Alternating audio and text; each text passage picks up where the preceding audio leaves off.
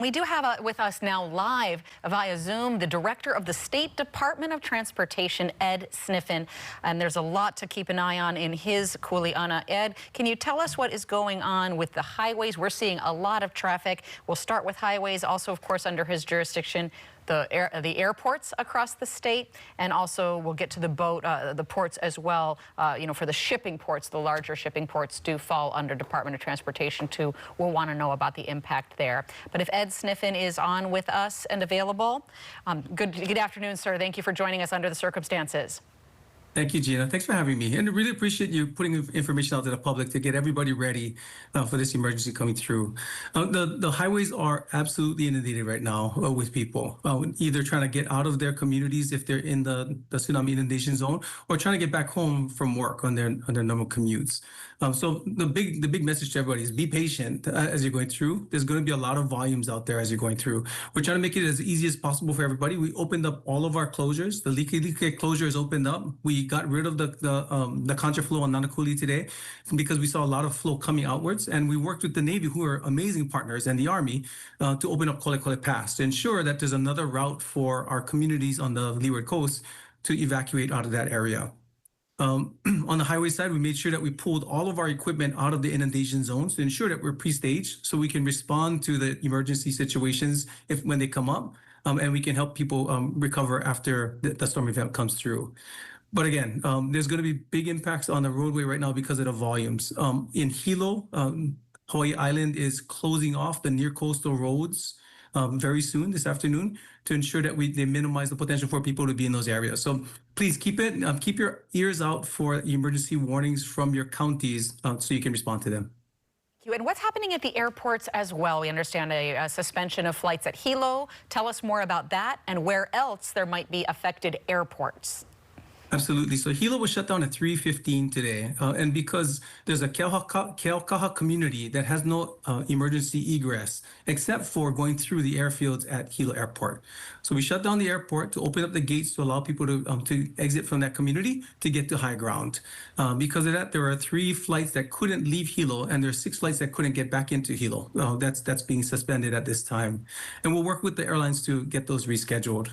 The other airports, Kona, Honolulu, and Lihue are all open and operating, and we don't anticipate, based on their geography, we don't anticipate any impacts during this event.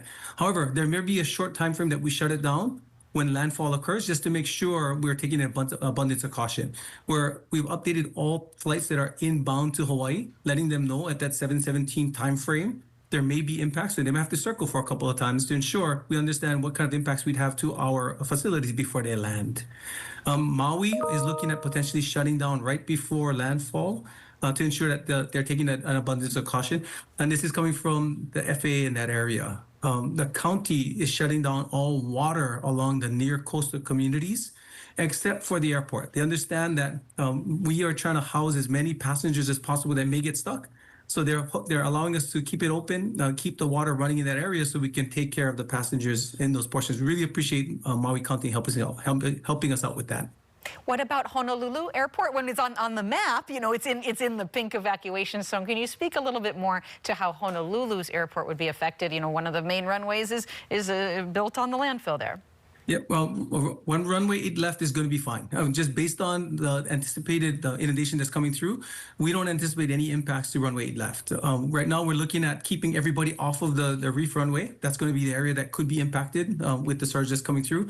But as I said, during the event, we'll make sure that we slow down a bit or halt the operations so we can see what kind of impacts that we have, clear anything that we might need to, and move forward again in operations. We don't anticipate operations impacted at this time. Thank you. And you mentioned a few flights not being able to land at Hilo. Where did they go? So they've been diverted to either Honolulu or to Maui. Ah, okay. There's going to be about 25 flights that are going to be impacted throughout the state. Yeah, and we're going to be making sure we send out more information to the public. If anybody has flights today, make sure you check in with your airlines before you come down to the airport. We'll keep the terminals open. We would hate for you to have to stay there rather than in your house or at the hotel. Sure. Now, can you tell us also what's going to be happening at the larger ports, the ports that are under the DOT jurisdiction? Of course, Coast Guard gets involved with you there at that time. But what are the rules right now on the ports? What's happening with our big ships? Do any put out to sea? And if so, when can they come back? Yep. So at the commercial ports, the captain of the port has shut down all access to the ports. And they do that to ensure that we minimize the potential for damage to the ports during these heavy waves that come through.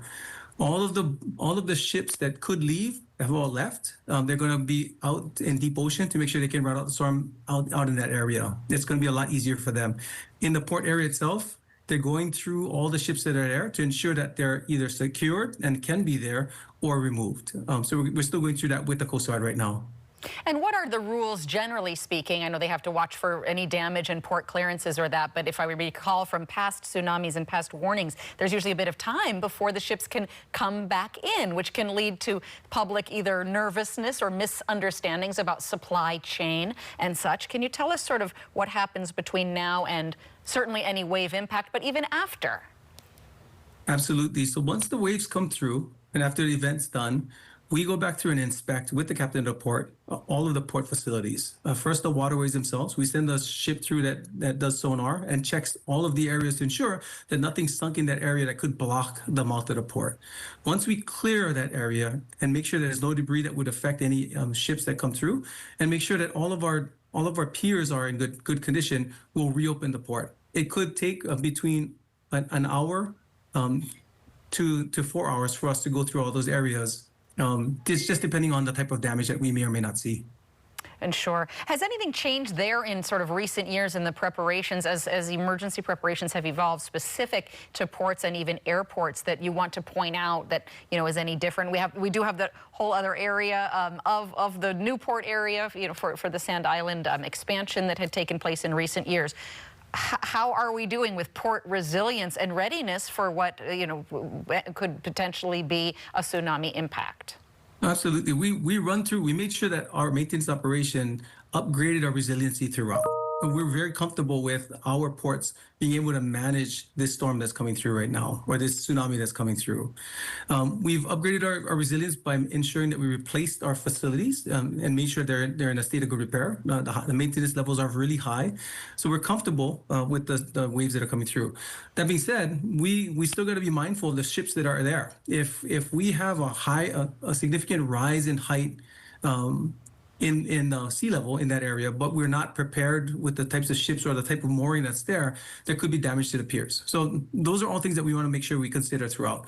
Our relationship with the Coast Guard has improved tremendously in the last 2 years to ensure that we not only prepare from a policy perspective, but also from a practical one. We're very comfortable with where we are right now. Thank you. On the airport side, you mentioned the ports, you know, the big boats being put out to sea. Do you know about what time that the access and the ports had been cleared this afternoon? Yeah, it's about 3:30 this afternoon. Okay, so quite a jump on the time frame. And as we were leaving, our colleague Howard Deshefsky, you know, saw a small boat leaving out of Kailua, for instance. So is the guidance to the recreational and the smaller boaters also to clear those smaller harbors? I know that's not necessarily under your jurisdiction with the big ports, but is that generally what you see the Coast Guard advising is for the smaller ports to also clear out? Yeah, generally I see that for smaller boats, they go into the small boat harbors and moor up there. I've not seen guidance for them to be pulled out of those areas. Thank you for that clarification. So with this highway gridlock that we're seeing, and I know this is a moving target for you as you folks watch it as well, what else can the state and in partnership with the county authorities do to keep this traffic moving? I mean, we're starting to see some absolute gridlock, and here we are at only not even 5 o'clock yet. You mentioned, you know, not opening the Nanakuli contraflow. We of course have the different passes and bypasses opening. What else? What other tricks do you have up your sleeve to get through this? So we have our Joint Traffic Management Center where our city partners can real-time adjust the timing on signals in different corridors to make sure they give more preference to the main line. And they're working on that right now. They also can send police out to different locations to ensure that they can flush traffic through areas. Right now, especially during a time when there's emergency evacuations ongoing, there's going to be a direction of traffic that the volume is preferring. So police can be there to flush those different areas to ensure that that happens. We have our police that was supposed to be there for the contraflow, there to help out with the evacuation itself to ensure that they can flush as much as possible and push them either out of the coast or push them up to Colocole Pass. That's what we're trying to work on right now to ensure that we can minimize the delays that people are seeing right now. That being said, the volumes are just really, really high. So everybody should be patient on the road. Absolutely. Do you have freeway service patrol out as usual? We do. Freeway service patrol is out there right now too, but it's going to take some time to get to a vehicle if they need to pull it off though. Sure. We're seeing this phenomenon as we do every time, but just instant lines at the gas station, dozens and dozens of cars deep. And all we're talking about in a tsunami evacuation is simply get to high ground. We're not talking about a long-term gas shortage, gas need situation. Can you maybe help to explain to the public too, regarding this impulse to go gas up your car right now when really all everybody needs to be doing is just getting to higher ground? Yeah, so this is the big thing, and we see this a lot. We see a lot of gas being purchased. We see a lot of water and toilet paper being pulled in during events like this. In this situation, I would just love for everybody to get home. Make sure they get home or get out of the inundation zones to ensure that they're safe. We don't need to be able to have to pull in or hoard resources right now. Once this event comes through, we'll be able to respond, clear the debris, and get back to operations very, very quickly.